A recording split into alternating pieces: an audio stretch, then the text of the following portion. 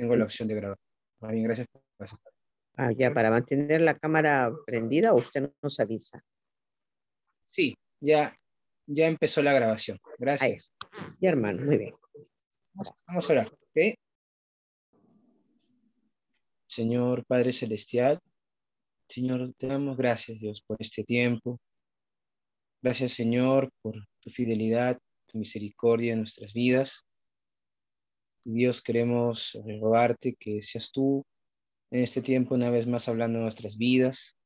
Gracias por tenemos la oportunidad de poder tener libertad para poder estudiar tu palabra, poder tener este medio para poder, Señor, juntos aprender más de ti.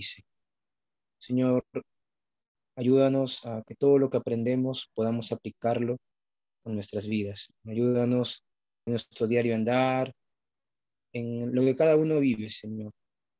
Permitas poder, Señor, aplicar tus principios a nuestras vidas. Conoces, Dios, nuestros corazones, conoces las cosas con las cuales luchamos y nuestras circunstancias particulares, pero te damos gracias porque sabemos que tú estás con nosotros, que tú has comenzado una obra en cada uno de nosotros, la cual, si tu palabra, vas a perfeccionar hasta el día de Cristo.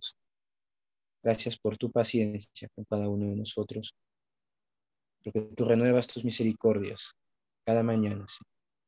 Y grande es tu fidelidad. Dejamos en tus manos este tiempo, rogándote por la vida de nuestros hermanos que están, Señor, de repente por entrar, y te rogándote una vez más tu dirección, la guía de tu espíritu. Tú, Señor, que eres nuestro maestro, nuestro único maestro, Señor, único digno de ser llamado maestro, eres tú, Señor. Todos los demás somos hijos tuyos, Señor, que aprendemos de ti. Tu Espíritu Santo es quien nos da entendimiento para poder entender mejor y poder también aplicarlo a nuestra vida. Gracias, Señor. Estamos en tus manos todos y te lo pedimos en el nombre del Señor Jesucristo. Amén. Muy bien, hermanos, Dios les bendiga. Vamos a empezar este tiempo. Nuevamente daban la bienvenida.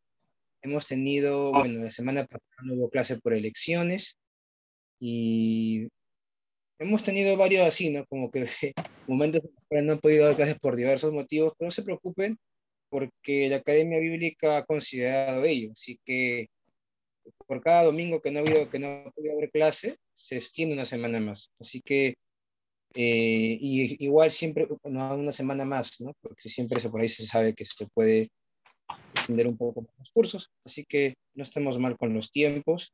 Por eso también les he enviado nuevamente su cronograma de tareas, especialmente la tarea de las posiciones todavía va a ser para el 2 de mayo. ¿Okay? Esa semana vamos a iniciar también las exposiciones porque ya nos introducimos prácticamente a Éxodo capítulo 27, 28 hasta el 32, donde vamos junto con ustedes poder estudiar de una manera más detallada lo que implica el tabernáculo de reunión. ¿Okay? Y nos va a ayudar mucho las exposiciones. ¿Okay? Una vez más, no se carguen con las exposiciones, la idea no es que presenten cada exposición dura 10-15 minutos máximo. O sea, son cosas bien puntuales y yo les animo a que inclusive del mismo texto saquen lo que van a exponer, porque la idea es que podamos leer la Biblia y como son cosas gráficas, de repente una foto, una imagen, ¿no? ¿No? Pero no es necesario que hagan 15, 20, 30 diapositivas, porque igual vamos a hacer clases y en las clases también vamos a desarrollar un poquito más, ¿no? Lo que vamos a ir tocando en cada exposición. ¿Ok? Entonces, vamos a empezar este tiempo leyendo el pasaje que nos corresponde el día de hoy, Segunda de Reyes, capítulo 9. ¿Ok? Para poder juntos, te vamos a un poquito esperando también hasta las 7:15, a que vayan ingresando los hermanos. Vamos a Segunda de Reyes.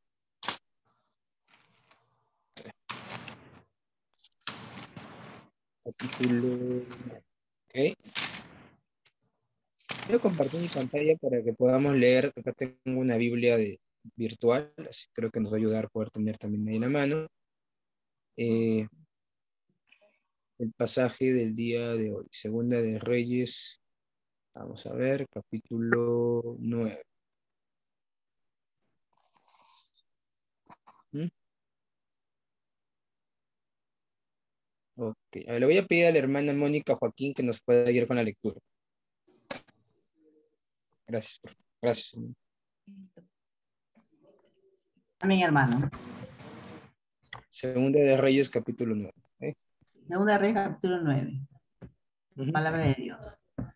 Entonces el profeta Eliseo llamó a uno de los hijos de los profetas y le dijo, ciñe tus lomos y toma esta redoma de aceite en tu mano y ve a Ramot de Galaad.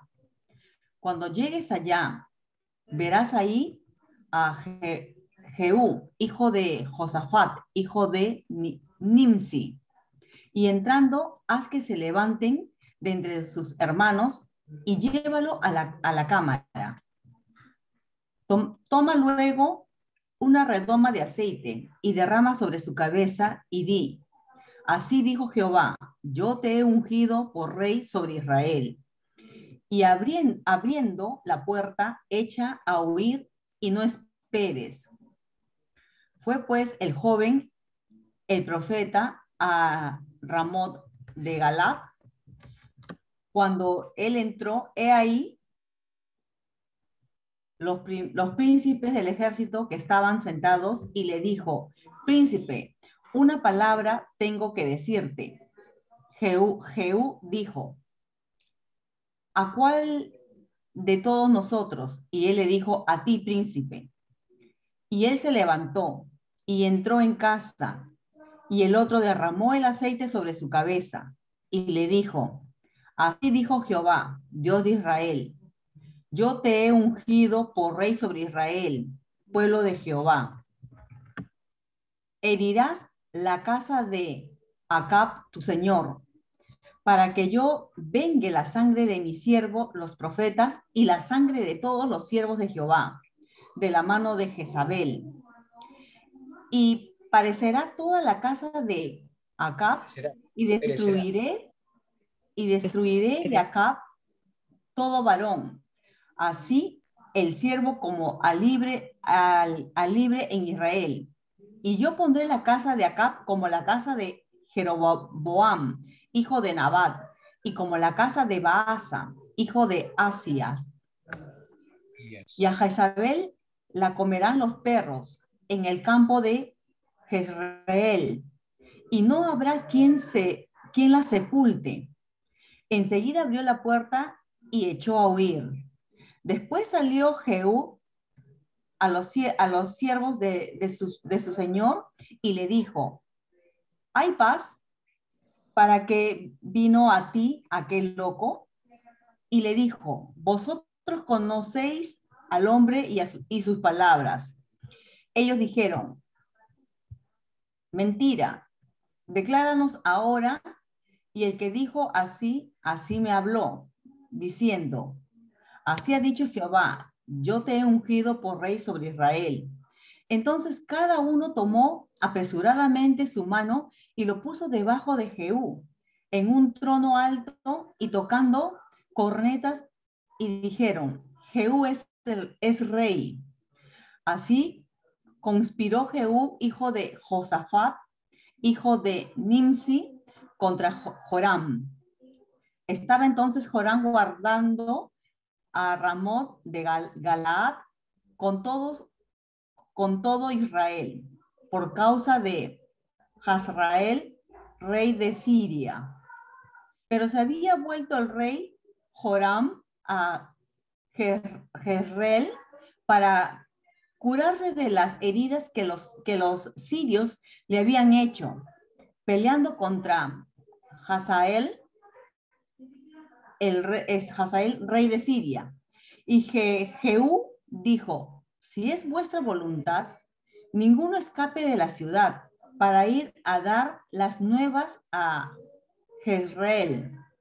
Entonces Jehú cabalgó y fue a Jezreel, porque Joram estaba allí enfermo.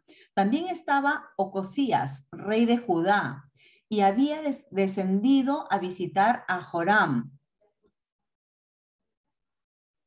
Y el atalaya que estaba en la torre de Jezreel vio la tropa de Jehú que venía y dijo, veo una tropa. Y Joram dijo, ordena a un jinete que vaya a reconocerlos y les diga, ¿hay paz? Fue pues el jinete a reconocerlo y dijo, el rey dice así, ¿hay paz?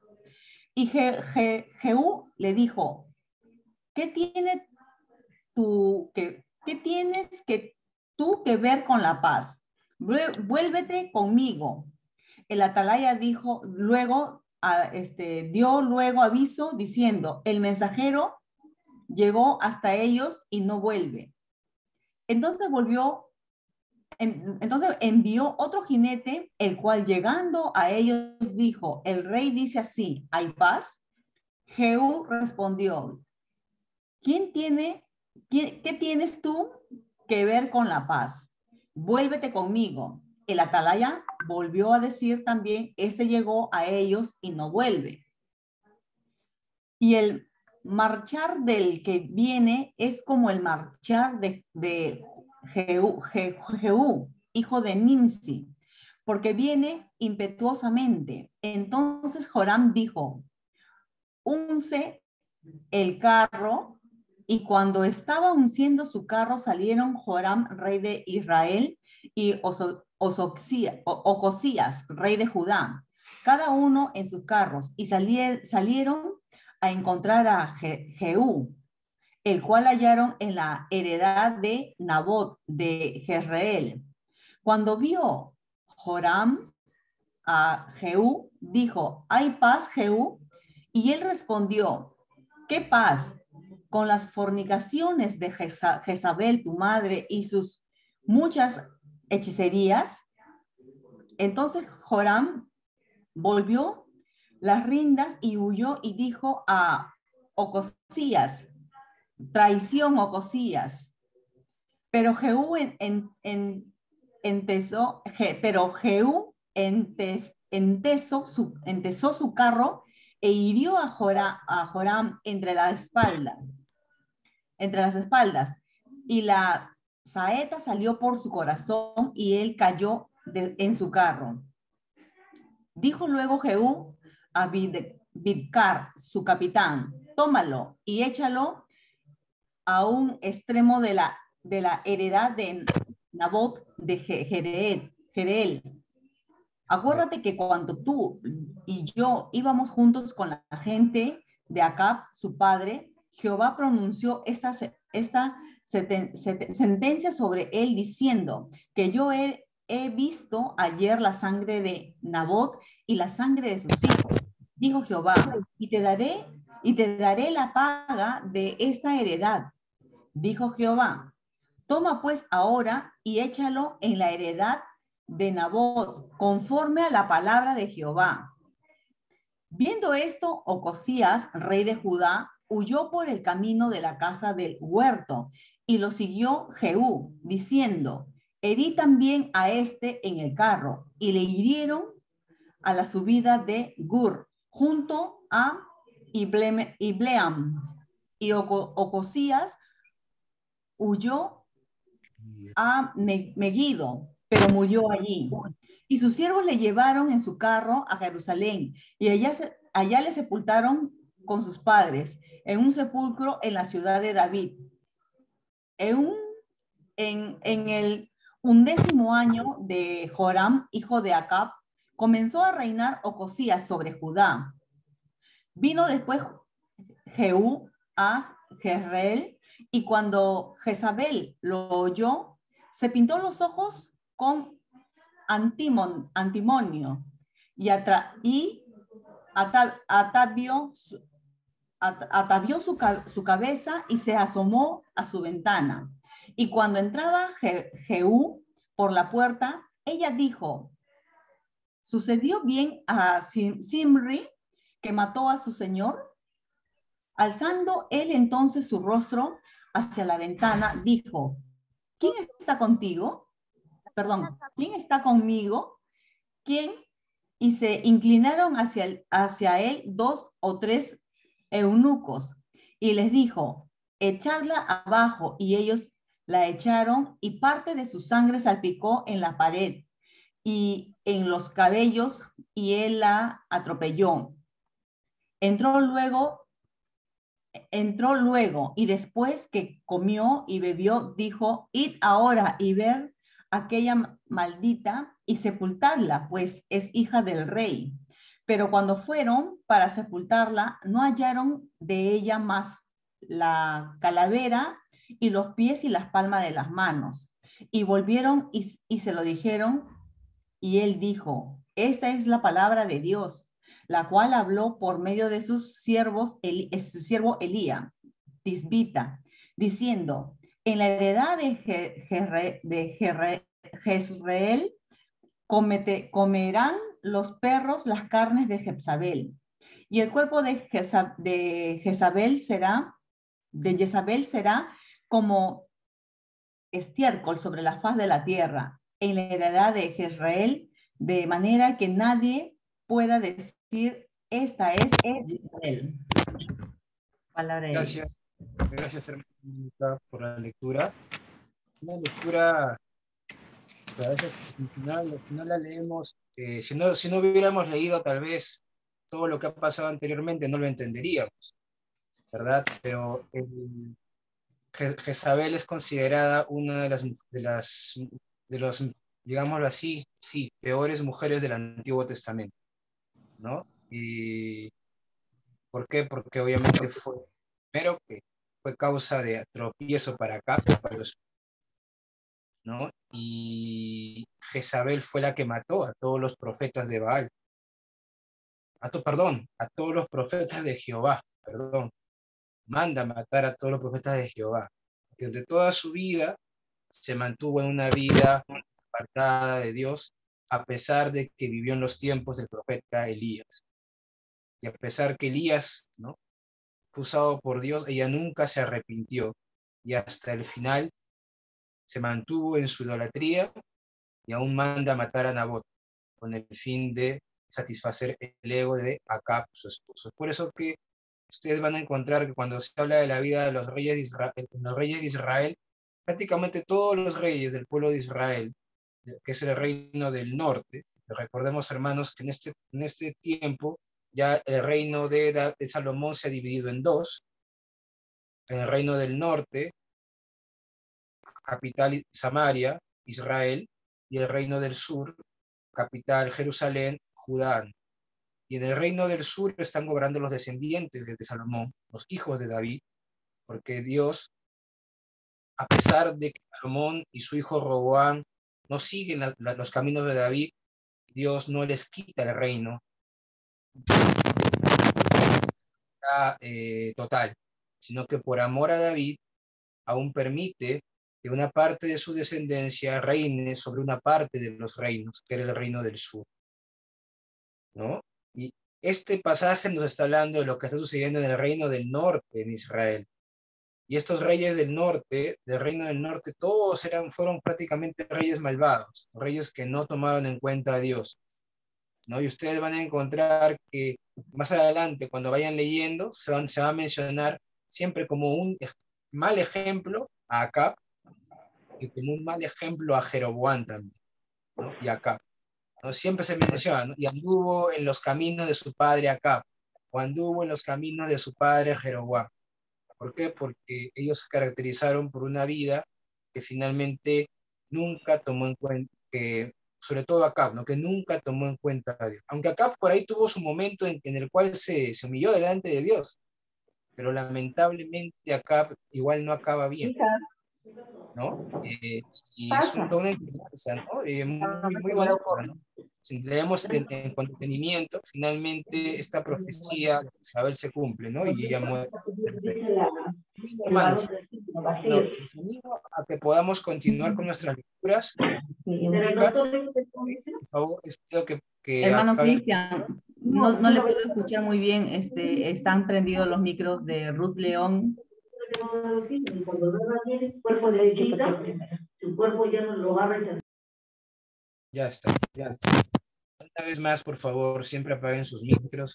Puede pasar, y a mí me pasa también cuando estoy en otros cursos, pero tengamos cuidado con nuestros micros para evitar la interrupción. ¿Ok? Muy bien, vamos a continuar con nuestras clases del día de hoy. Ya estamos entrando a la parte ya de la promulgación de la ley parte 2. Hemos culminado la parte 1. Y hoy nos corresponde ver el capítulo 23 y capítulo 24 del libro de Éxodo. ¿Okay? Vamos a ir al libro de Éxodo, capítulo 23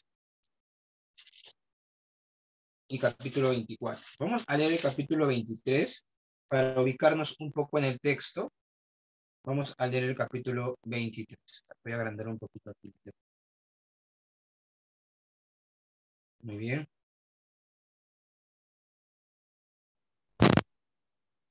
Muy bien. Vamos a ir a Éxodo, capítulo, por si acaso voy a ponerlo, de repente por ahí. Éxodo, capítulo 23, versículo 1. ¿Ok? Muy bien.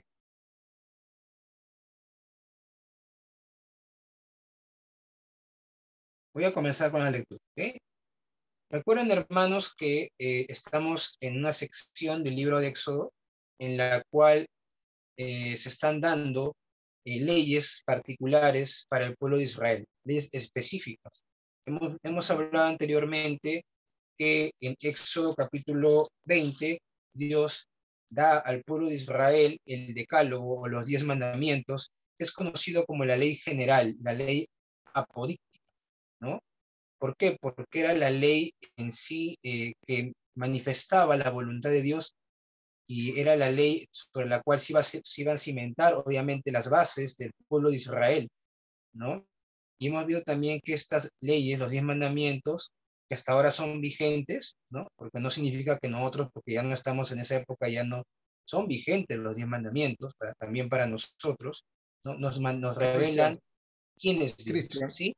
Cristian, no estás compartiendo la pantalla, sigue con la lectura en la pantalla. Ah, ya. No, sí, sí, porque lo puse ahí porque vamos a leer.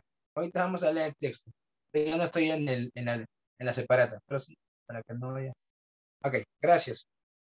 Entonces, estamos en la ley, a veces la ley apodíctica. En este momento, en el capítulo 21, 22 y 23, todavía que vamos a ver el día de hoy, 21 y 22 que ya hemos leído las semanas pasadas, hemos culminado, pero aún en este capítulo 23 se está todavía desarrollando las leyes específicas, o lo que se conoce como la casuística del pueblo de Israel, ¿no? ¿Eso qué quiere decir? Era cómo el pueblo de Israel iba a aplicar de manera particular los 10 mandamientos en su vida cotidiana, ¿no? Entonces Dios le está dando estas leyes a Moisés. ¿Dónde está Moisés en ese momento? Cuando está en el monte de Sinaí, escuchando la voz de Dios, y Dios les está manifestando estas leyes que eran específicas para el pueblo de Israel. Pero como hemos mencionado anteriormente, si bien estas leyes son específicas para el pueblo de Israel, para nosotros sí nos son útiles porque de alguna manera nos permite poder sacar principios, nos permite poder conocer cómo es Dios, qué piensa Dios de diversas situaciones de la vida cotidiana, porque Dios es el mismo, ¿verdad? Entonces, vamos a leer capítulo 23 del libro de Éxodo, capítulo 23 del libro de Éxodo. ¿Okay? Dice así: no admitirás, veo que debe haber un micrófono encendido porque me suena entrecortado por ahí. A ver, alguien por favor que tenga su micrófono encendido, ya lo apague. Por favor, todos con los micrófonos apagados para evitar la interferencia. Muy bien. No admitirás falso rumor. No te concertarás con el impío para ser testigo falso. No seguirás a los muchos para hacer mal, ni responderás en litigio, inclinándote a los más para hacer agravios, ni al pobre y distinguirás en su causa. Si encontrares el buey de tu enemigo o su asno extraviado, vuelve a llevárselo. Si vieres el asno del que te aborrece, caído debajo de su carga, le dejarás sin ayuda, antes bien le ayudarás a levantarlo. No pervertirás el derecho de tu mendigo en su pleito. De palabra de mentira te alejarás y no matarás al inocente y justo, porque yo no justificaré al impío. No recibirás presente, porque el presente ciega a los que ven y pervierte las palabras de los justos. Y no angustiarás al extranjero, porque vosotros sabéis cómo es el alma del extranjero, ya que extranjero fuisteis en la tierra de Egipto. 6 años sembrarás tu tierra y recogerás su cosecha, mas al 7º año la dejarás libre, para que coman los pobres de tu pueblo, y de lo que quedare comerán las bestias del campo. Así harás con tu viña y con tu olivar. 6 días trabajarás, y al 7º día reposarás, para que descanse tu buey y tu asno, y tome refrigerio el hijo de tu sierva y al extranjero. Todo lo que os he dicho, guardadlo.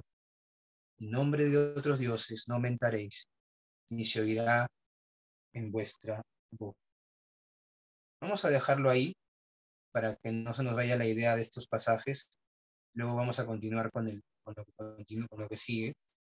Y vamos a encontrar ya en este capítulo 23, un segundito, voy a abrir la separata del alumno. Una agrupación de ley, ¿verdad? Que podemos dividirla de esta manera.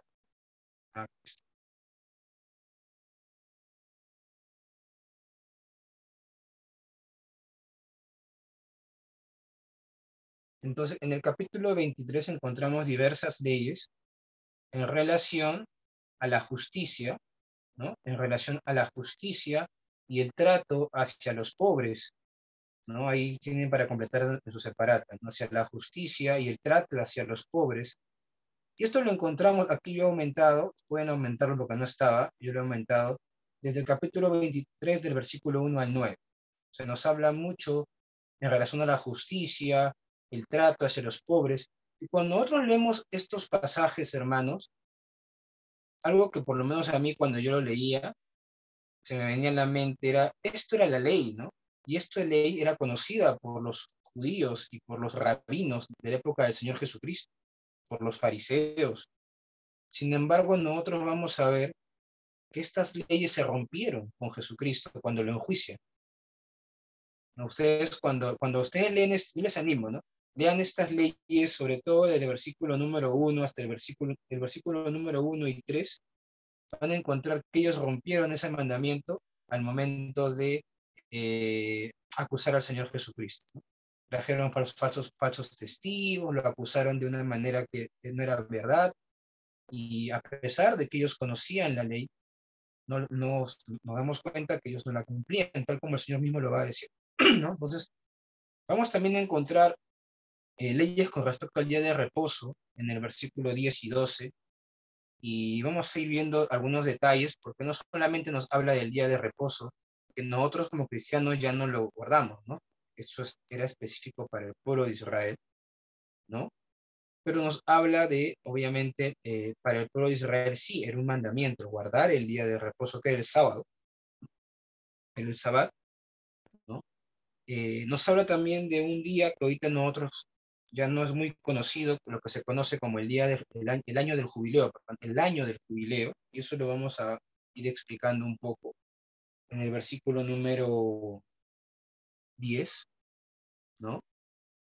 También nos habla, y eso todavía no lo hemos leído, pero el capítulo 23 nos habla también de las 3 fiestas principales, que no son las únicas. Y hoy día vamos a dedicarnos un poquito a explicar también acerca de estas fiestas, ¿no? Y nos habla de las 3 principales, que están ahí en el 14 al 19.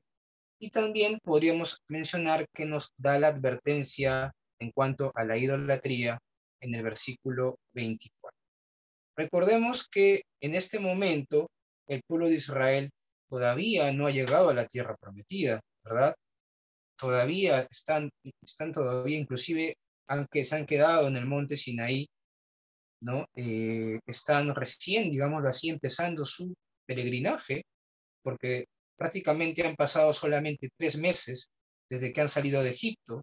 Todavía falta prácticamente más de 39 años que van a estar vagando en el desierto, ¿no? Entonces, es por eso que todas estas menciones, estos capítulos, estos mandamientos específicos en cuanto al día de reposo, en cuanto a las fiestas, en cuanto a la justicia y el trato hacia los demás, lo vamos a ver inclusive más desarrollados y más extendidos en el libro de Levítico, ¿no?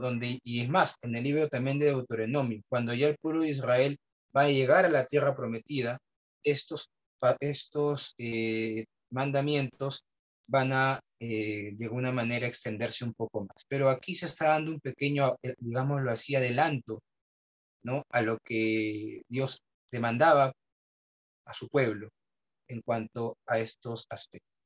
Muy bien, entonces vamos a continuar.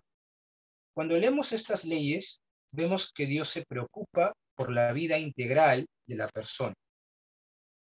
Dios no solamente se preocupa por la religión, porque la persona tenga una vida religiosa. Eso es algo muy importante para todos nosotros, ¿no? Dios se preocupa por la vida integral, por cómo la persona se comporta con su prójimo, por cómo la persona se comporta en su casa, por cómo nos comportamos en nuestro diario andar. Dios se preocupa y da estos mandamientos para que el hijo de Israel, ¿no? El israelita, en su vida cotidiana sepa cómo debía adorar a Dios, sepa cómo debía honrar a Dios. No solamente se trataba de hacer sacrificio, sino Dios les estaba dando leyes para que ellos aprendieran a vivir de una manera piadosa, de una manera santa, ¿no? En su contexto, obviamente, ¿no? De tal manera que ellos fueran diferentes a las demás naciones, ¿no? Ese era el llamado para el pueblo de Israel, y es el mismo llamado que tenemos nosotros como parte de la iglesia del Señor, porque en eso no ha cambiado. Ellos eran llamados a ser santos y a ser diferentes, eso significa la palabra santos, a las naciones paganas, es por eso que no debían contaminarse, no debían mezclarse con ellas. De la misma manera, la iglesia es llamada también, ¿no? A ser diferente, ¿no? A ser santa y a ser luz y sal en este mundo. Entonces Dios se preocupa por la vida integral. No basta con ser religioso o cumplir con el rito. Estas leyes nos demuestran que Dios está interesado en nuestro diario andar y nuestro trato con nuestro prójimo. ¿Y qué es nuestro prójimo? Todo aquel que está cerca a nosotros, nuestro próximo, podríamos decir. Todo aquel que está cerca a nosotros, no importa quién sea, ¿no? Es más, ¿no? Si nosotros hemos leído en el versículo número 2, se habla del enemigo inclusive. El enemigo también era considerado el prójimo. Y para el pueblo de Israel, ¿quién podía ser sus enemigos? De repente, y por eso es que también el pueblo, ahí se hace mención a los extranjeros, de que debían tratar bien a los extranjeros, de que debían tratar bien a los pobres, al mendigo, no debían hacer diferenciaciones sociales, no debían, ¿cómo se llama?, tratar mejor a las personas por su posición económica ni por su condición social. Eso era lo que Dios les estaba demandando a ellos en estos mandamientos también. Los fariseos conocían muy bien, ¿no? Los fariseos conocían muy bien estas leyes.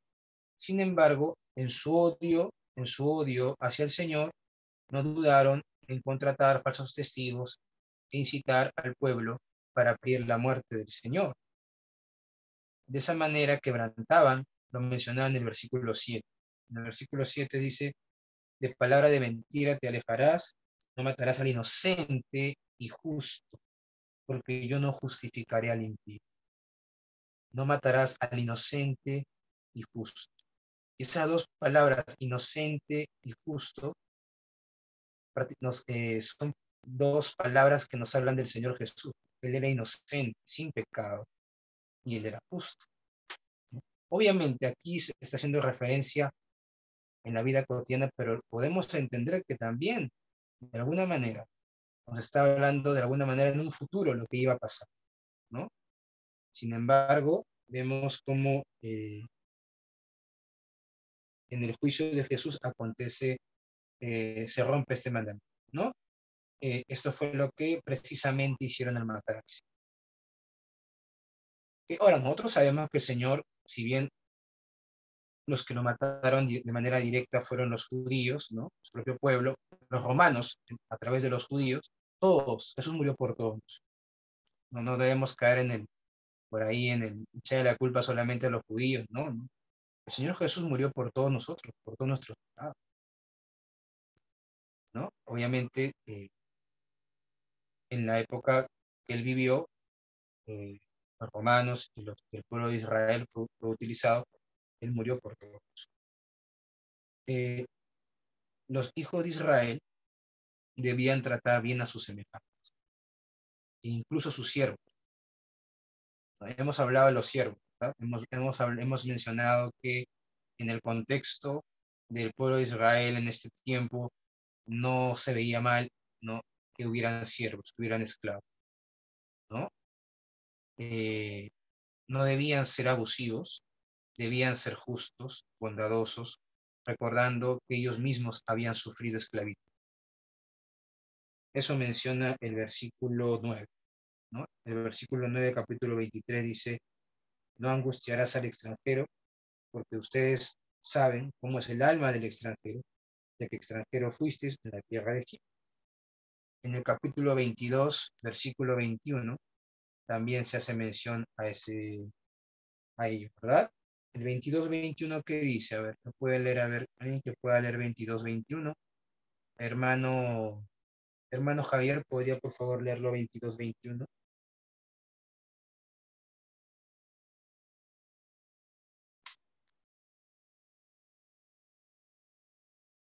Muy bien, hermano. Versículo 21 y 22, ¿no? Ah, sí, el capítulo 22, versículo 21. 22. Capítulo 22, versículo 21. Capítulo 22, versículo 21. Y al extranjero no engañarás ni angustiarás, porque extranjero fuisteis vosotros en la tierra de Egipto. A Ah, ninguna viuda ni huérfano no, afligiréis. ajá. Ahí nomás, gracias. Entonces podemos conectar ese 22-21 con el 23-9, ¿no? Porque el 23-9 nos habla de lo mismo. No angustiarás al extranjero. ¿Por qué? Porque tú has sido extranjero. ¿Por qué? Porque los hijos de Israel habían sido extranjeros en la tierra de Egipto. No solamente habían sido extranjeros, habían sido esclavos, ¿no? Entonces Dios le dice: no, tú sabes lo que siente el extranjero. Tú sabes, conoces el alma del extranjero. Si tú conoces cómo se siente alguien que no vive en su propia nación y que es esclavizado, trátalo bien, como tú hubieses querido ser tratado, ¿no? Ese era lo que Dios les estaba diciendo a los hijos de Israel. No angustiarás al extranjero, ustedes sabéis cómo es el alma del extranjero, ya que extranjero fuisteis en la tierra de Egipto.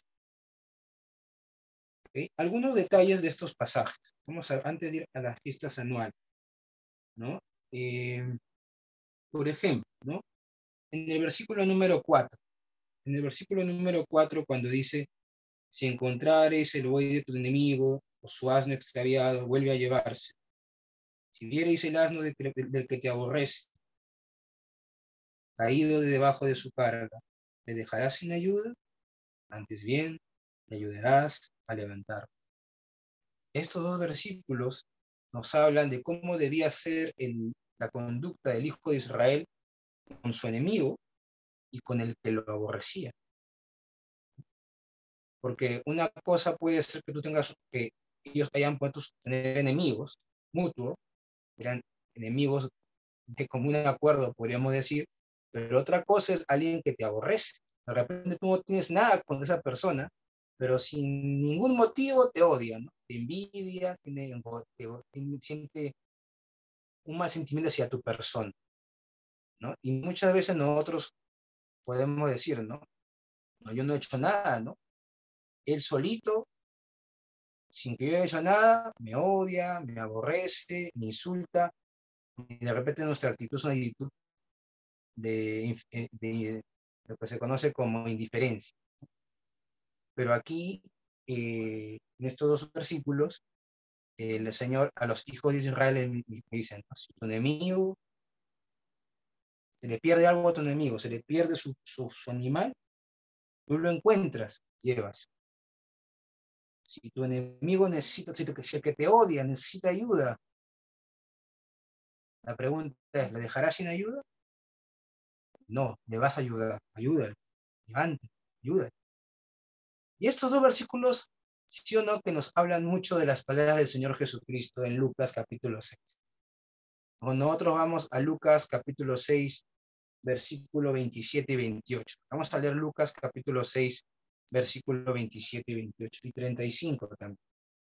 Lucas 6, 27, 28 y 35.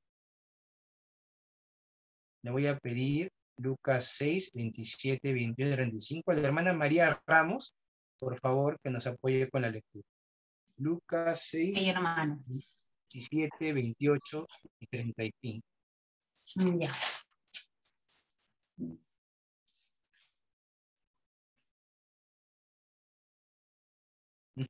¿Puede Pero leerlo, a hermano? vosotros los que oís, os digo, amad a vuestros enemigos, haced bien a los que os odian, bendecid a los que os maldicen y orad por los que os calumnian. 35. 35. Amad pues a vuestros enemigos, haced bien y prestad, no esperando de ello nada, y vuestra recompensa será grande y seréis hijos del Altísimo, porque Él es benigno para con los ingratos y malos.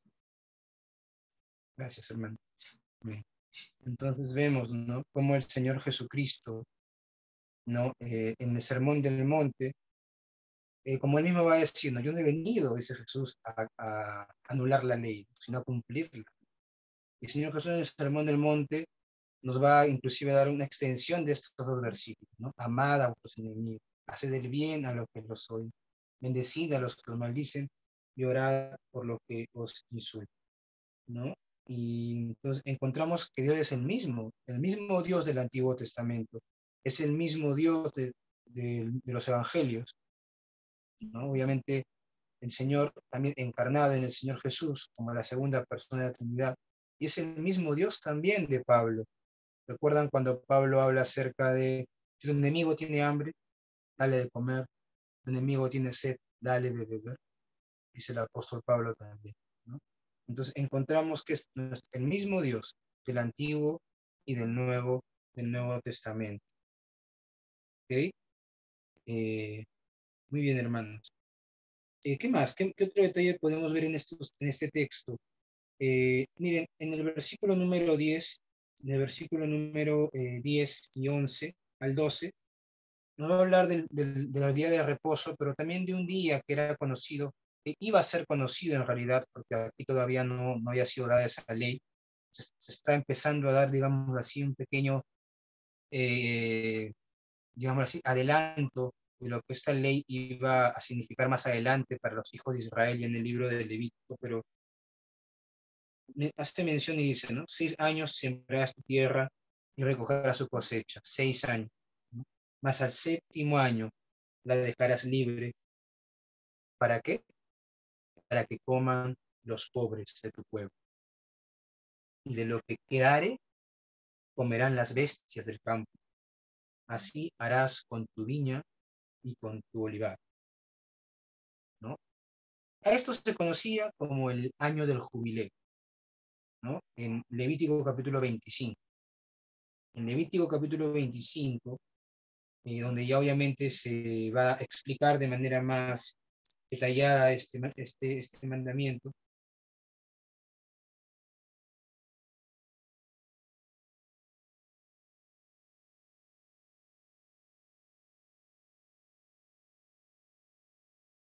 Ok, entonces vamos a leer. He cometido un pequeño error, hermanos, corrección. No era el año del jubileo. Tiene que ver, sí, pero específicamente este 7º año no es el año de jubileo. Hoy te la voy a explicar. Yo me he equivocado ahí. ¿Cómo era esto? Miren, Dios a su pueblo les estaba diciendo, ustedes van a trabajar 6 años. El 7º año no van a trabajar, van a dejar su su viña, su granja, ¿no? Lo van a dejar libre, ¿no? Como menciona el capítulo número 10 y 11 del Éxodo 23. ¿Con qué propósito? Para que coman los pobres, ¿no? Y lo que quedare, coman las bestias. Así harás con tu viña y con tu olivar, versículo 11. Y nosotros leemos en el capítulo 25 del libro de Levítico lo mismo. Lo mismo. Capítulo 25, versículo 1. Miren lo que dice. Jehová habló a Moisés, Levítico 25. Jehová habló a Moisés en el monte de Sinaí, diciendo, habla a los hijos de Israel y diles, cuando hayáis entrado en la tierra que yo doy, que yo os doy, la tierra guardará reposo para Jehová. La tierra guardará reposo para Jehová. 6 años sembrarás tu tierra y 6 años podarás tu viña y recogerás sus frutos. Pero el 7º año la tierra tendrá descanso, reposo para Jehová. No sembrarás tu tierra ni podarás tu viña, ¿no? Lo que naciere en tu tierra segada, no lo segarás. Las uvas de tu viñedo no vendimiarás. Año de reposo será para la tierra. Así era conocido este año, el año de reposo de la tierra. El 7º año era conocido como el año de reposo de la tierra. Cada 7º año tenía que obedecerse a esta ley. ¿Cuál era el año del jubileo? El año del jubileo era 7 años, 7 veces 7 años, o sea, al año 49. ¿Qué quiere decir esto? Cada 6 años, cada 7 años, el último año, el pueblo de Israel no debía, digamos, cultivar su tierra, debía dejarla, ¿no? Pasaban otros 7 años y así consecutivamente 7 veces. ¿Cuánto tiempo pasaba? 49 años. Eso está en capítulo 25, versículo número 8. Dice, ¿no? Y contarás 7 semanas de años. Ahí está. 7 semanas de años. 7 veces 7 años. De modo que los días de las 7 semanas de años tendrán a ser 49 años. 7 por 7, 49. ¿Verdad? 7 por 7, 49. Entonces, ahí en el versículo 9 dice, entonces harás tocar fuertemente la trompeta en el mes 7º, a los 10 días del mes, del año 49, está haciendo referencia, ¿no? El día de la expiación haréis tocar la trompeta por toda vuestra tierra y santificaréis el año 50, y pregonaréis libertad en la tierra a todos sus moradores. Ese año será de jubileo, ese es el año de jubileo. Y volveréis cada uno a vuestra posesión, y cada cual volverá a su familia. El año 50 os será jubileo, no sembraréis ni segaréis lo que naciere de suyo en la tierra, ni vendimiaréis sus viñedos, porque es jubileo. Santo será a vosotros el producto de la tierra, comeréis. Entonces, encontramos aparte del día de reposo, que era el día 7º, que era el sábado, el día 7º, que los hijos de Israel debían guardar, también Dios les da estas leyes. Estas leyes podríamos decir que tienen que ver con nosotros, ¿no? Porque finalmente no son para nosotros, es la realidad. Esto era para el pueblo de Israel, ¿no? Dios les demanda a ellos que el año 7º no trabajen en su tierra, ¿no? Que trabajen hasta el año 6º, el 7º no trabajen.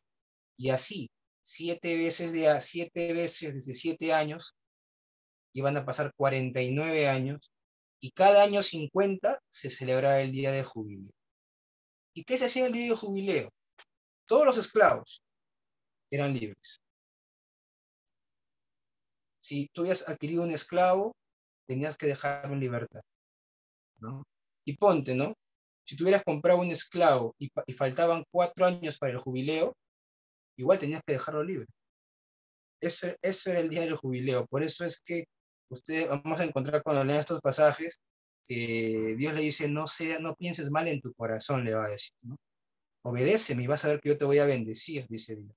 ¿Por qué? Porque ¿qué es lo que podía pasar por la mente del israelita cuando le decían, el año 7º no vas a trabajar? Vas a dejar que coman los pobres, vas a dejar que lo que quede en tu viña se lo coman otras personas. Lo podemos ver muy bonito, ¿no? Pero pongámonos en su lugar. Hombres comunes y corrientes, pecadores, con el corazón egoísta muchas veces, y falta de fe. ¿Qué es lo que podía pasar en la mente y el corazón del israelita cuando les decían que el año séptimo no vas a trabajar? ¿Qué piensan que podía pasar por la cabeza? ¿Era un descanso para ellos ese año? Era un año, era como un descanso para la tierra. La tierra descansaba y yo una vez leí un poquito sobre esto y se menciona que en realidad de alguna manera, de esa manera también Dios preservaba la tierra y permitía que la tierra descansara la cosecha, ¿no? Y finalmente fuera más fructífera, ¿no? Pues otro tema. Era un año de descanso para la tierra, todo ese año. Pero lo que podía pasar por la mente del judío era, ¿de qué voy a comer? Si no voy a trabajar en mi tierra ese año, ¿de dónde voy a comer? ¿Sí o no? Claro. ¿Qué voy a comer? ¿Y qué es lo que le dice Dios? Porque Dios se adelanta, Guarden.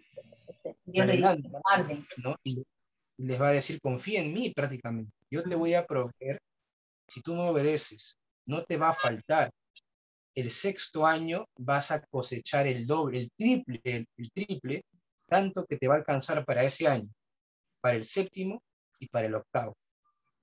¿Por qué? Porque obviamente ellos iban a trabajar su tierra el año 8, ¿no? Porque el séptimo año no se podía, no trabajaban la tierra, recién el octavo año.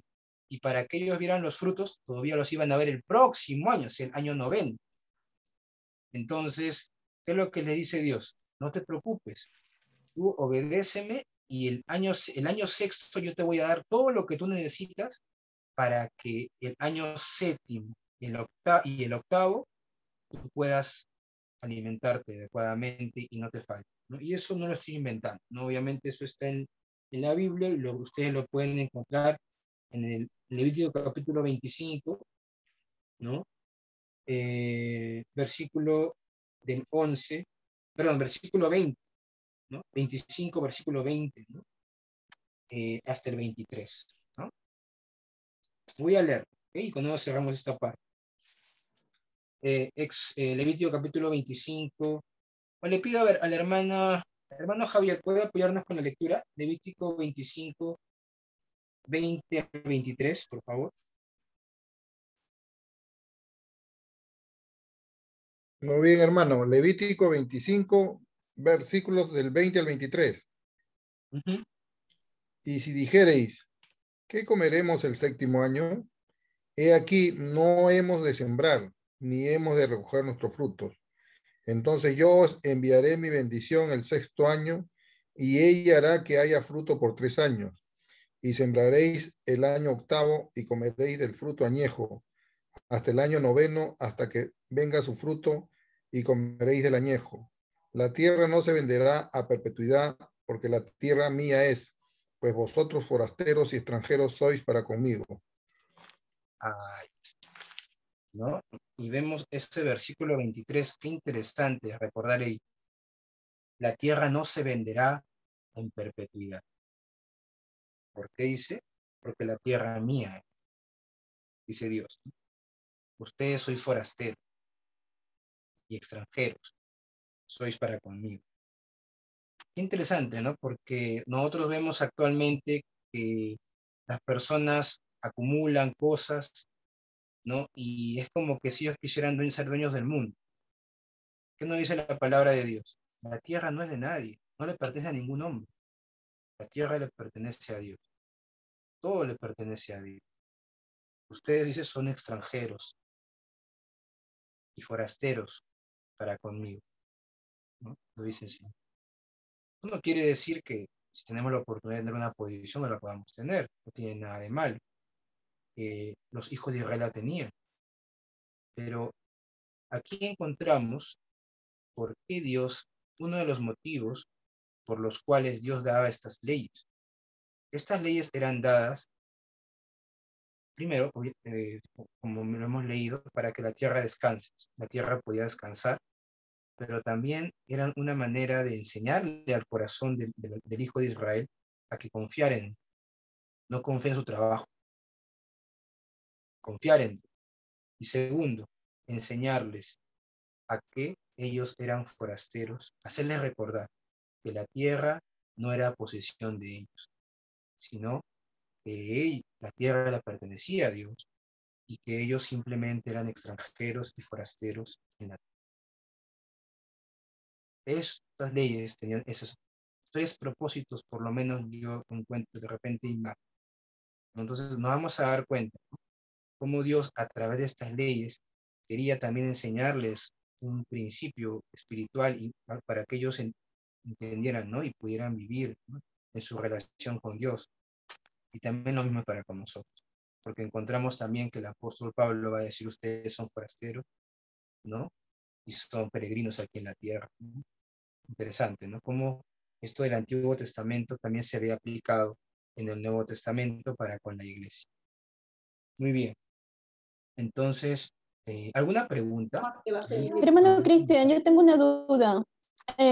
Cuando usted habla del año del jubileo, no se me quedó claro. ¿Es lo que está mencionando ahora de que la tierra descansaba en el 7º año? No, el día de reposo de la tierra era el 7º año. O sea, la tierra descansaba cada 7 años.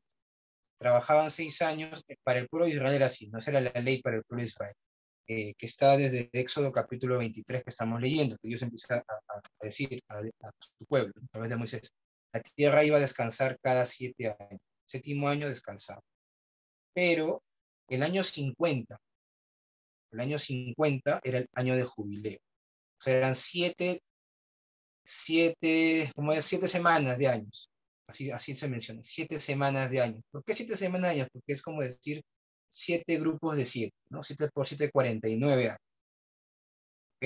Y el año 50, obviamente cada 7 años la tierra reposaba. Pero el año 50, cuando se cumplió el año 50, se pregonaba el año de jubileo. ¿Y qué es ese año de jubileo? Todos los esclavos eran libres, ¿no? Si tú tienes un esclavo, tienes que dejarlo libre, ¿no? ¿Y qué pasaba si tú lo habías comprado de repente tú lo habías comprado justo cuando faltaban 3 años o un año para que se cumpla el año 50, o lo habías adquirido? Tú no podías quedarte, ¿no? Pero tú dices, no, pues mi esclavo, yo lo he pagado, lo he comprado, ¿cómo va a trabajar solamente un año? El año del jubileo, tenía que salir libre, ¿no? Entonces, ese es el año de jubileo, ¿ok? ¿Se entiende? El año 50. El Gracias, año hermano. 50. Se me quedó claro. Gracias. ¿Ok? Ya, muy bien, hermano. Ahora, la pregunta sería, ¿no? ¿Desde qué año se empezaba a contar? Porque podríamos decir ya año 50, pero ¿a partir de qué fecha, no? Eso lo vamos a ver con lo que vamos a ver ahorita a continuación. Porque debemos acordarnos que el pueblo de Israel tenía un calendario diferente al que había manejado en Egipto. El pueblo de Israel en Egipto, los egipcios tenían un calendario, el calendario egipcio. Pero el pueblo de Israel tenía otro calendario. A partir de que ellos son liberados por Dios, Dios les comienza a establecer días, fechas, fiestas para que ellos celebren, ¿no? Y como vamos a recordar, ¿no?, el mes de Nisan, que era el mes en el cual ellos salen de la tierra de Egipto, en Éxodo capítulo 12, era el primero de los meses. A partir de ese año, ellos contabilizaban sus fechas, ¿ok? Y eso lo vamos a ver ahorita, en lo que vamos a ver ahorita en las fiestas anuales. ¿Ok? Las tres fiestas anuales. Las tres fiestas anuales. ¿Muy bien? Hay una pregunta, creo. Vale.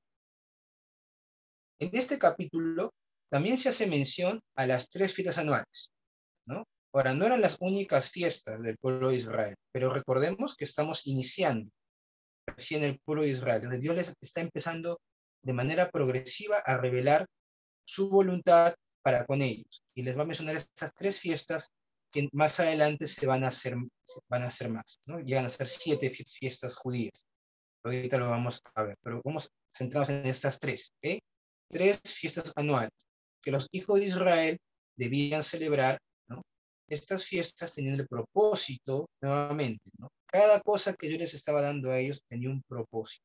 no era sin sentido, no era simplemente que ellos cumplieran el rito, tenían un propósito. Estas fiestas tenían el propósito de ser un recordatorio para ellos y las futuras generaciones de lo que Dios había hecho y asimismo poder mostrar su confianza y gratitud a Dios por su liberación, si mal no recuerdo, es por su provisión, ¿no? Por su provisión. En segundo lugar, estas fiestas también señalaban al futuro Mesías, el Señor Jesucristo. Cada una de estas fiestas nos habla también de Cristo. Toda la Biblia nos habla de Cristo. Todo el Antiguo Testamento apunta a Cristo. Eso es así. Todo el Antiguo Testamento apunta a Cristo. ¿Ok? Y estas fiestas también apuntaban a Cristo. Todas las leyes, todas las ceremonias del Antiguo Testamento apuntan a Cristo. Entonces encontramos tres fiestas, ¿no? La primera de las tres fiestas era la fiesta de los panes sin levadura. Ahí está mencionado, ¿no? Vamos a leerlo. A ver, alguien que nos pueda apoyar con la lectura del versículo número 14 al versículo número 19. Le voy a pedir a Sergio. Sergio, ¿puedes apoyarnos con la lectura de Éxodo 23, 14 al 19? Hola, Cristian, buenas noches. Sí, Éxodo 3. 23. Éxodo 23.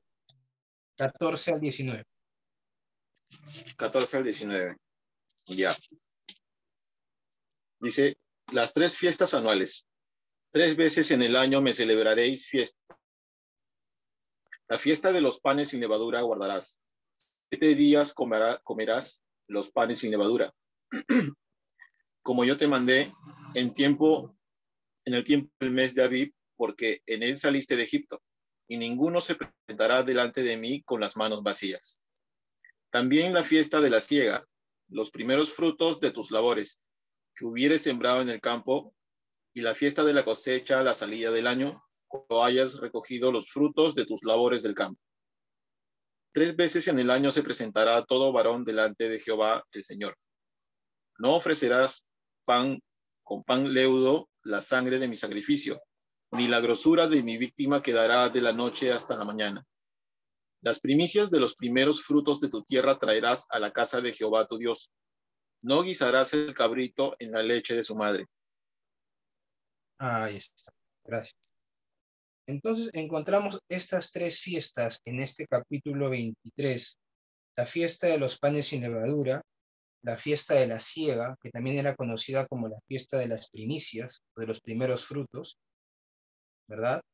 Y la fiesta de la cosecha, que más adelante vendría a ser para el pueblo de Israel en la época de Jesús, como la fiesta de Pentecostés, ¿no? La fiesta de Pentecostés. ¿Ok? La fiesta de la cosecha. Entonces, ¿qué podemos mencionar sobre cada una de ellas? Primero, la fiesta de los panes sin levadura. ¿Ok? En esta fiesta se celebraba posterior a la Pascua. Posterior a la Pascua. ¿Ok? Sí, está bien. Posterior a la Pascua. En realidad, formaba parte de la Pascua. Y en la época de la vida terrenal del Señor, prácticamente eran una sola. Cuando nosotros vamos a Éxodo capítulo 12, vamos a encontrar que estas fiestas, tanto la Pascua como la fiesta de los panes sin levadura, estaban inicialmente divididas. ¿Por qué? Porque la Pascua se celebraba el día 14 del mes de Abib o Nisan, que es el mismo, ¿no? Vamos a Éxodo capítulo 12, ¿okay? Para poder entender esto un poquito mejor. En el curso anterior, ¿no? De Éxodo 1 vimos esto, ¿verdad? Con los hermanos que estuvieron en la primera parte del curso. Pero vamos a repasar así rapidito nomás un poquito las fechas, ¿no? La Pascua que recordaba obviamente la muerte de los primogénitos de Egipto y la salida del pueblo de Israel, ¿verdad? De Egipto. ¿Cuándo se celebraba? ¿Cuándo se celebraba? Se celebraba el día 14, ¿no? El día 14 del mes, ¿no? Eso lo podemos encontrar en el versículo 12, capítulo 2, ¿ok? Capítulo 2 y capítulo 12, versículo 1 y 2 y versículo 6. ¿Ok? Miren, voy a leerlo ya, rapidito. Dicen, y habló Jehová a Moisés y a Aarón en la tierra de Egipto diciendo, este mes os será principio de los meses. Para vosotros será este el primero de los meses del año, ¿no? Y en el versículo 6 dice, guardaréis hasta el día 14 de ese mes. ¿Qué cosa? El animal, el cordero, y lo inmolará toda la congregación del pueblo de Israel entre las 2 tardes. Versículo 11 del capítulo 12 dice, comeréis así, ceñidos vuestros lomos, vuestro calzado, vuestros pies y vuestro bordón de vuestra mano, y lo comeréis apresuradamente, es la Pascua de Jehová. Es la Pascua de Jehová. ¿Qué día era? El día 14 del primer mes. Ese primer mes, ¿qué mes era? Era el mes de Abib o el mes de Nisan. Eso nosotros lo sabemos porque en el capítulo 13 de Éxodo, en el versículo 4, ahí se hace mención, ¿verdad? Nosotros vamos a, les doy todos estos detalles para que ustedes lo entiendan mejor y lo conecten, ¿ok? Ahí hagan apuntes, conecten los que sé, ¿ok? Capítulo 13, versículo 4, dice, vosotros salís hoy en el mes de Abib. Ese era el mes en el cual ellos salieron de la tierra de Egipto, el mes de Abib. Ese mes es el primer mes del calendario judío, ¿ok? Vamos a ver un calendario. Aquí encontré un calendario judío para que lo podamos entender mejor. Creo que se entiende mejor cuando vemos un gráfico, ¿no? Este es el calendario judío, ¿ok? Miren, ahí están las fiestas, las 7 fiestas judías. En el libro de Éxodo, en el capítulo 23, solamente nos está hablando de 3 fiestas. La fiesta de los panes sin levadura. Cuando nos habla de la fiesta de los panes sin levadura, y de alguna manera también está hablando de la Pascua, ¿ya? Porque en la época del Éxodo, prácticamente estas fiestas se celebraban juntas, pero eran separadas, ¿ok? Eran separadas, pero eran celebradas prácticamente consecutivamente, ¿ok? Ya en la época del Señor Jesucristo, prácticamente estas 2 fiestas estaban unificadas, ya eran una, ya, ¿ok? Entonces, miren, aquí está el mes de Abib o el mes de Nisan, que es lo mismo, ¿ya? Que aproximadamente concuerda con nuestro calendario de nosotros, con la quincena de marzo, ¿ya? Con la quincena de marzo. Lo que está aquí abajito es nuestro calendario nuestro. Este es el mes de Nisan. La Pascua se celebraba el día 14 del mes de Nisan, casi a la mitad del mes. Prácticamente estamos hablando entre marzo y abril para nosotros. Se celebra la Pascua para los judíos, ¿ok? Así que si quieren hacer un poco de turismo, vayan marzo, abril, para que allá en Jerusalén justo están celebrando la Pascua, ¿no? En la Pascua pasaban, desde el día 14 hasta el día 21 se celebraba la fiesta de los panes sin levadura. Eso está también en el capítulo 12, versículo 15, ¿no? Versículo 15 de Éxodo, ¿eh? Éxodo capítulo 12, versículo 15, dice, 7 días comerás panes sin levadura, y así el primer día haréis que no haya levadura en vuestras casas, porque cualquiera que comiere le he dado, desde el primer día hasta el 7º, será cortado en Israel. Versículo 17, guardaréis la fiesta de los panes sin levadura, porque en este mismo día saqué vuestras huestes de la tierra de Egipto. Por tanto, guardaréis este mandamiento en vuestras generaciones por costumbre perpetua. En el mes primero comeréis. ¿Cuál es el mes primero? El mes de Nisan, el primer mes del año judío. En el mes primero, a eso se refiere. En el mes primero, mes de Nisan, comeréis los panes sin levadura. Desde el día 14 del mes. Desde el día 14 del mes. ¿De qué mes? Del mes de Nisan. Desde el día 14. Ese día 14, ¿qué se celebraba? La Pascua. Se mataba el cordero pascual. Se comía la Pascua. A partir de ese día, se contaban 7 días. Miren, eso dice, desde el día 14 del mes por la tarde, en que comías tu corderito, celebraba la Pascua, hasta el 21 del mes por la tarde, por 7 días, no se hallará levadura en vuestras casas. ¿Entiende? ¿Entiende? Entonces, la Pascua se celebraba el día 14 del mes de Nisan y de manera consecutiva habían 7 días en los cuales los judíos no comían panes con levadura, sino panes sin levadura. A esto era lo que se llamaba la fiesta de los panes sin levadura. ¿Ok? Entonces, acá está la Pascua, ¿no? Esta ya no. Esto es lo que quería mostrarles. Entonces vamos a completar, para poder ya cerrar esta parte, vamos a completar un poquito la separata. Dice así, nos hemos quedado aquí, ¿no? Esta fiesta se celebraba posterior a la Pascua, en realidad formaba parte de la Pascua y en la época de la vida terrenal del Señor prácticamente era una sola, ¿verdad? La Pascua era una fiesta en la cual el pueblo recordaba cómo Dios los había librado de la plaga de la muerte de los primogénitos y finalmente les había dado libertad del yugo de Egipto. La fiesta de la Pascua, en donde se derramaba la sangre de un cordero, señalaba la futura muerte en la cruz del Señor Jesús, como el Cordero de Dios que quita el pecado del mundo, ¿no? Cordero de Dios que quita el pecado. Posterior a la Pascua se celebraba esta fiesta, ¿no? De los panes sin levadura. Luego tenemos la fiesta del asiego de las primicias. ¿Hay alguna pregunta con lo que hemos estado compartiendo anteriormente? ¿Alguna pregunta? No.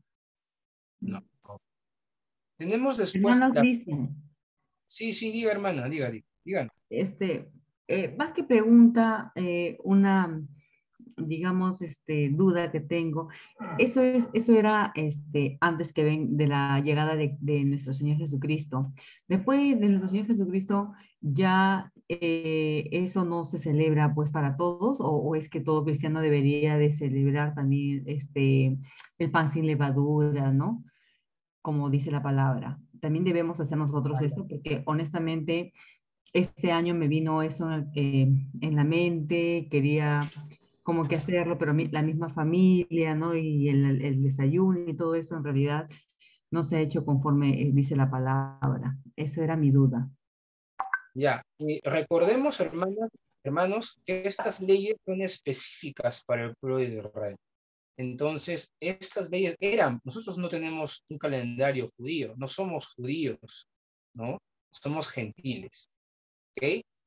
No, nosotros ya no estamos obligados a cumplir estas fiestas. No, esto era algo específico para el pueblo de Israel.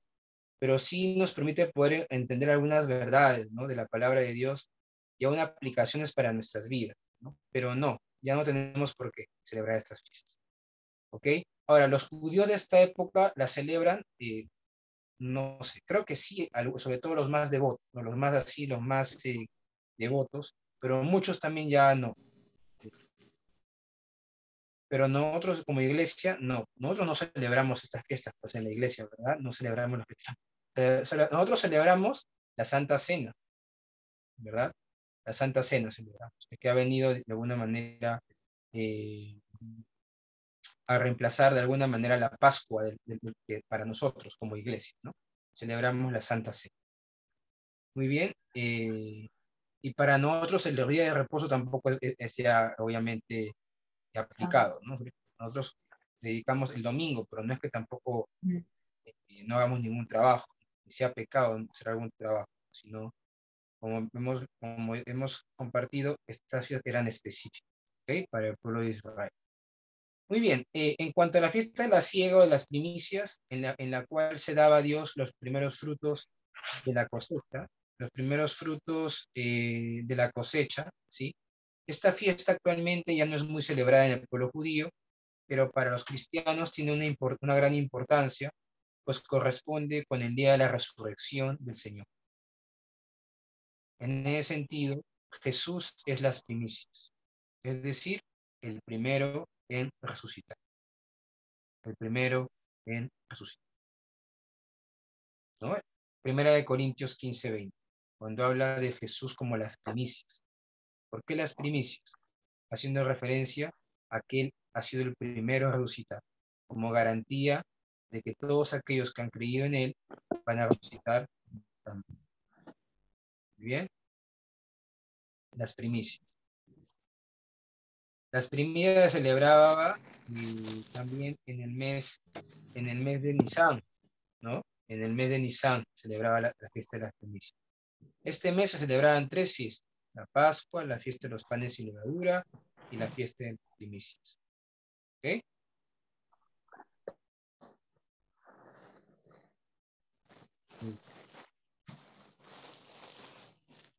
Tenemos después la fiesta de la cosecha, que vendría a ser la fiesta de Pentecostés. ¿Ok? La fiesta de Pentecostés, ¿no? Más adelante. Se celebraba 50 días después de la Pascua. Era el Shavuot, o también conocida como Pentecostés. Fiesta de las semanas o fiesta de la cosecha. ¿Qué expresa esta fiesta? Expresa el gozo y gratitud al Señor por la bendición de la cosecha. Es una de las 3 fiestas en las cuales los varones judíos en la época del Señor tenían que venir a Jerusalén. Vemos por ello que, tal como nos relata el libro de los Hechos, dicha fiesta coincidió con la venida del Espíritu Santo, ¿no? Es por ello que se hace mención que en Jerusalén había gente de todas las naciones que habían venido a la fiesta, haciendo referencia a Pentecostés. Hechos capítulo 2, versículo 1 al 5. ¿No? Entonces nosotros vamos a encontrar que estas 3 fiestas en la época del Señor Jesucristo eran celebradas, ¿no? Eran celebradas, ¿no? ¿Recuerdan la última cena? Cuando Jesús le va a decir, antes de la última cena, vayan a buscar un lugar, ¿no? Para que yo pueda celebrar la Pascua con mis apóstoles, ¿no? Y ahí son guiados los discípulos hacia el aposento alto, y es donde se celebra la Pascua, donde Jesús parte el pan, donde Jesús da el vino, ¿no? Y hace el nuevo pacto, ¿no? De la alianza, el nuevo pacto, inaugura el nuevo pacto, ¿no? Ahí era la fiesta de la Pascua, ¿verdad? Por otro lado encontramos la fiesta ya de las primicias, la fiesta de las primicias, que coincidía de alguna manera con la resurrección del Señor al tercer día, ¿no? Coincidía con la resurrección del Señor. La Pascua nos habla del sacrificio del Señor, ¿no? Nos habla del sacrificio del Señor. Las primicias nos habla de la resurrección del Señor. Y la fiesta de Pentecostés nos habla de la venida del Señor Jesús a través del Espíritu Santo. Nos habla de la venida del Espíritu Santo a la iglesia. Obviamente esto aplicado ya obviamente a lo que nosotros conocemos en el Nuevo Testamento. En la época de los judíos no era así. Ellos no tenían esa revelación. ¿Ok? ¿No? Pero vemos cómo Dios en estas fiestas nos está hablando de lo que iba a pasar en un futuro. Nos está hablando de Jesucristo. Por eso mencioné que todo lo del Antiguo Testamento apunta hacia Cristo, porque Él es el más importante, ¿no? Apunta hacia Cristo. Muy bien. Culminamos con esta parte.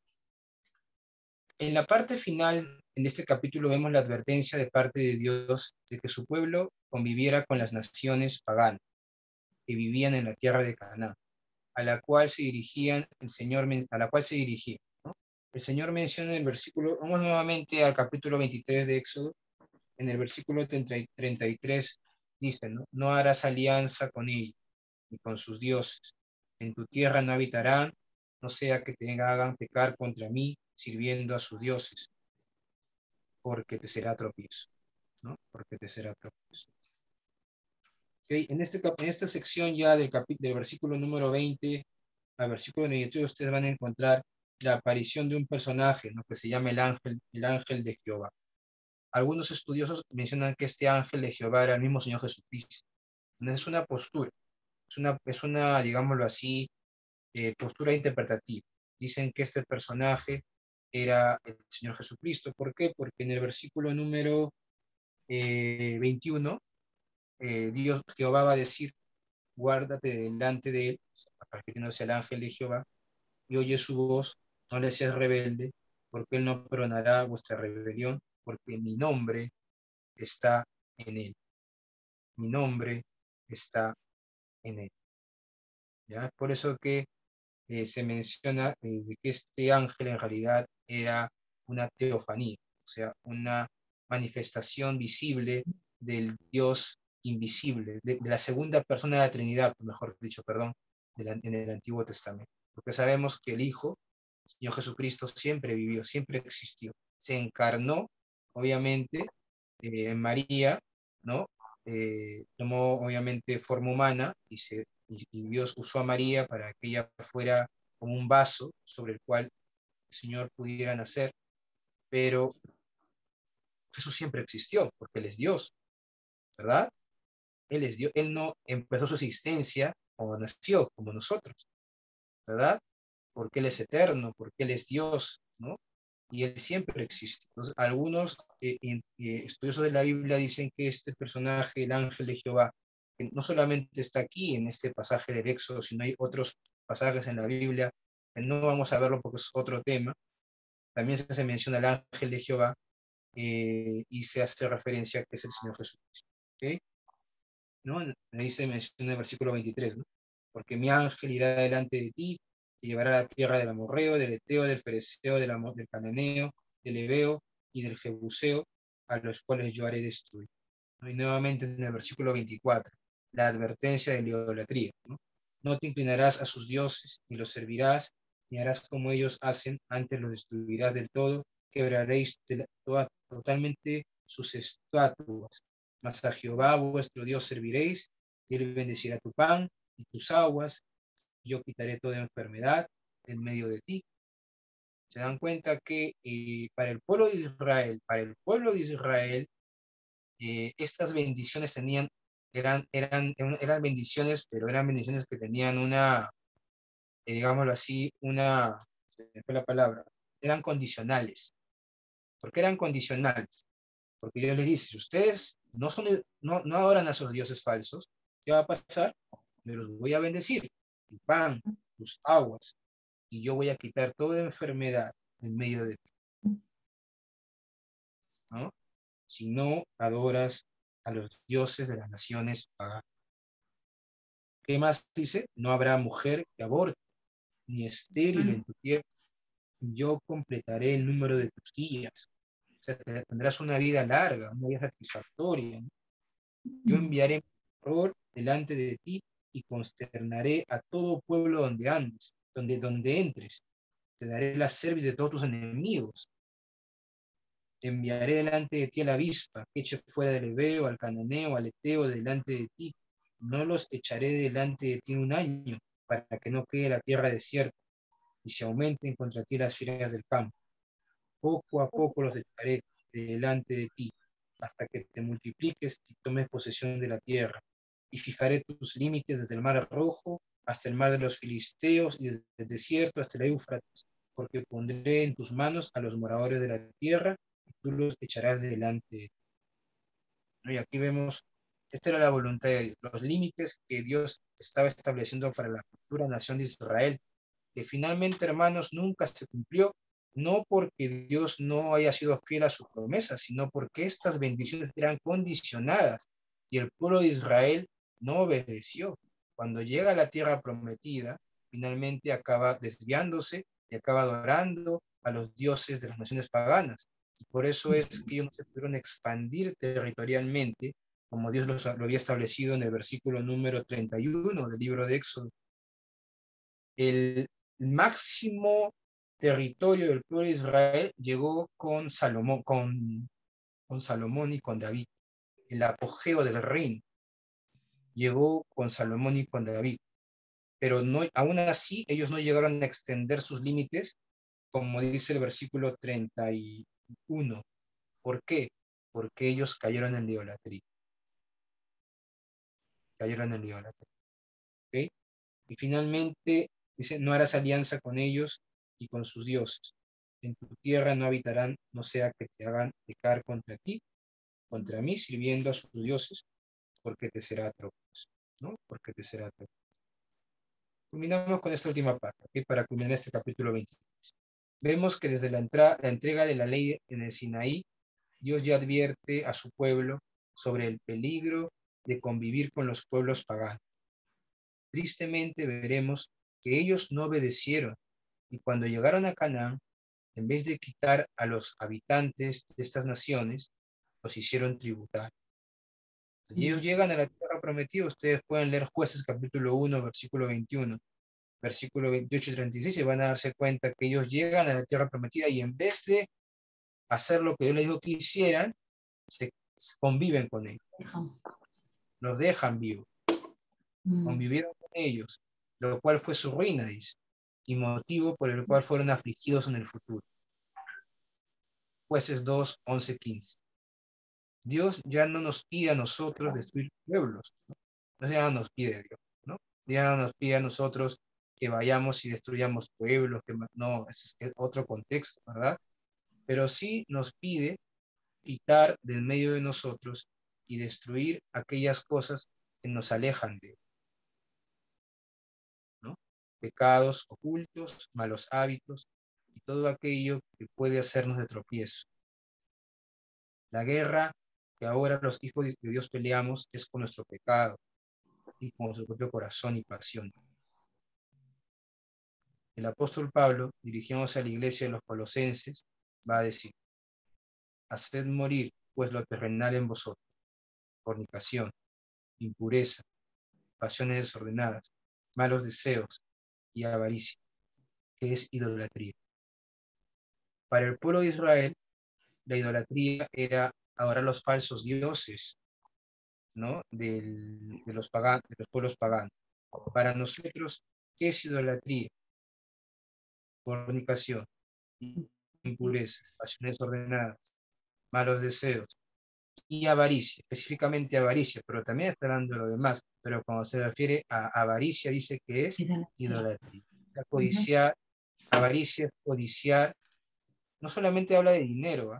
La avaricia en el original significa codiciar todo aquello que Dios no nos ha dado, codiciar todo aquello que Dios no nos ha permitido, y eso involucra tanto el dinero como lo que sea, ¿no? Ya sea una mujer, ya sea alguna posesión de alguna de alguna persona, no necesariamente se refiere a dinero.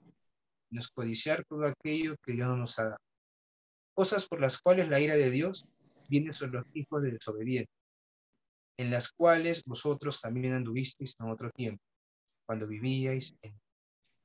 ¿Okay? Entonces, tampoco quiere decir, o sea, tenemos que aclarar algún punto. Tampoco eso quiere decir cuando decimos no codiciar, no anhelar lo que Dios nos ha dado, está haciendo referencia, por ejemplo, al amor al dinero, aquellas personas que se quieren enriquecer. Cuando Pablo habla de este pasaje, está hablando de un contexto, sí, de dinero, pero en realidad también avaricia se refiere a todo aquello que tú puedas desear que finalmente no es de Dios para ti, ¿no? ¿Ok? Eso no quiere decir que no tengamos metas, que no tengamos anhelos ni deseos de querer prosperar, de querer ser mejores, de querer tener un mejor negocio, de querer tener un mejor sueldo. Eso no es avaricia. ¿Okay? Eso no es avaricia. La avaricia es cuando ya uno pones tu corazón en el dinero, cuando viene a ser como tu Dios, ¿no? Entonces de eso debemos cuidar nuestro corazón, ¿no? ¿Ok? Y eso es lo que para nosotros es aplicable, ¿no? Porque no es que nosotros vamos a ir como el pueblo de Israel, ¿no? A un lugar a matar a la gente, no, eso es para el pueblo de Israel porque ellos vienen en otro contexto. Para nosotros, esta es la aplicación, ¿no? La lucha que tenemos, ¿no? Con el pecado, con su corazón que es perverso y engañoso, con otras propias pasiones, ¿no? De las cuales también habla el apóstol Pablo en Colosenses capítulo 2. ¿Ok? Muy bien, hermanos. Vamos a dejarlo ahí. Con eso hemos culminado el capítulo 23 del libro de Éxodo. La próxima semana seguimos con el 24 para que el capítulo 25 ya nos habla del tabernáculo. Y vamos a empezar con la exposición. ¿Ok? Bien. Vamos a dejarlo ahí. ¿Hay alguna pregunta?